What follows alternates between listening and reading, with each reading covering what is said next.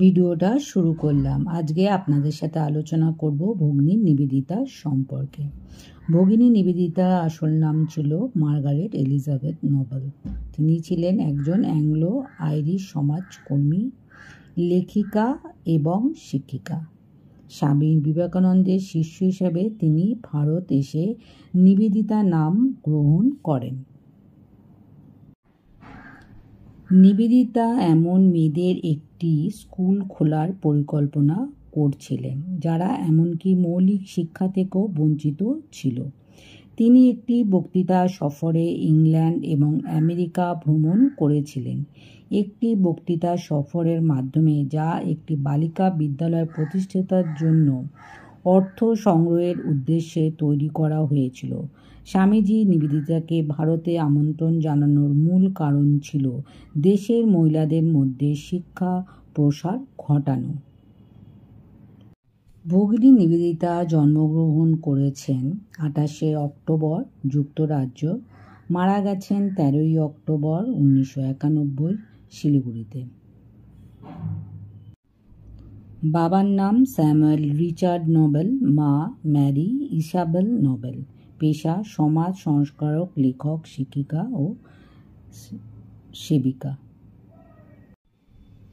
ভগিনী নিবেদিতা একটা স্কুল প্রতিষ্ঠা করেছিলেন, এটি উত্তর কলকাতার বাগবাজার অঞ্চলে। স্বামী বিবেকানন্দের শিষ্যা তথা স্কটিশ আইরিশ বংশোদ্ভূত সমাজকর্মী ভগিনী নিবেদিতা 1898 সালে নভেম্বর মাসে এই বিদ্যালয় প্রতিষ্ঠা করেন।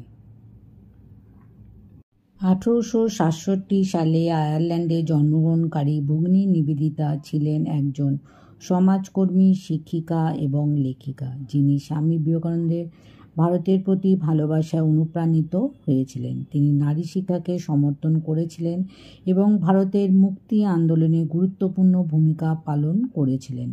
ভগিনী নিবেদিতা একজন বিদেশি মহিলা যিনি ভারতের জন্য তার জীবন উৎসর্গ করেছিলেন। ভগিনী নিবেদিতা নামের অর্থ কী? 1898 সালে 25শে মার্চ স্বামী বিবেকানন্দ যখন তাকে ব্রহ্মচার্যের ব্রত গ্রহণ করান, তখন তিনি তার নাম দেন নিবেদিতা, যার অর্থ ঈশ্বরের প্রতি নিবেদিত প্রাণ। 1898 সালে নভেম্বর মাসে তিনি কলকাতার বাগবাজার এলাকায় একটি বালিকা বিদ্যালয় স্থাপন করেন। ভগিনী নিবেদিতা তিনি নারী শিক্ষাকে সমর্থন করেছিলেন এবং ভারতের মুক্তি আন্দোলনের গুরুত্বপূর্ণ ভূমিকা পালন করেছিলেন। ভগিনী নিবেদিতা একজন বিদেশি মহিলা যিনি ভারতের জন্য তার জীবন উৎসর্গ করেছিলেন।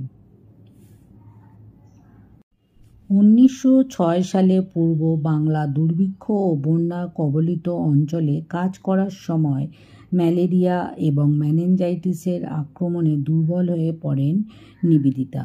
1911 সালে 13ই অক্টোবর দার্জিলিংয়ে আমাশয়ে মারা যান ভগিনী নিবেদিতা। 1898 খ্রিস্টাব্দে লন্ডন শহরে তিনি স্বামী বিবেকানন্দের সাক্ষাৎ পান এবং 1898 খ্রিস্টাব্দে ভারতে চলে আসেন। একই বছরে 25শে মার্চ তিনি ব্রহ্মচর্য গ্রহণ করেন। স্বামী বিবেকানন্দ তার নামকরণ করেন নিবেদিতা।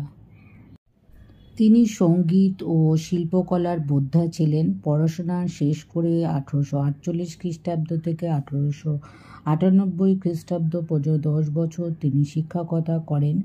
শিক্ষিকা হিসাবে তিনি বিশেষ খ্যাতি অর্জন করেছিলেন। শিক্ষকতা করতে করতেই তিনি বুদ্ধের শিক্ষা সম্পর্কে আগ্রহী হয়ে ওঠেন। এই সময় স্বামী বিবেকানন্দের সঙ্গে তার সাক্ষাৎ হয়। বিবেকানন্দের বাণী তার জীবনে এতটাই গভীর প্রভাব বিস্তার করে যে তিনি ভারতকে তার কর্মক্ষেত্র রূপে বেছে নেন। তিনি প্রথম পাশ্চাত্য নারী যিনি ভারতের সন্ন্যাসী ব্রত গ্রহণ করেছিলেন।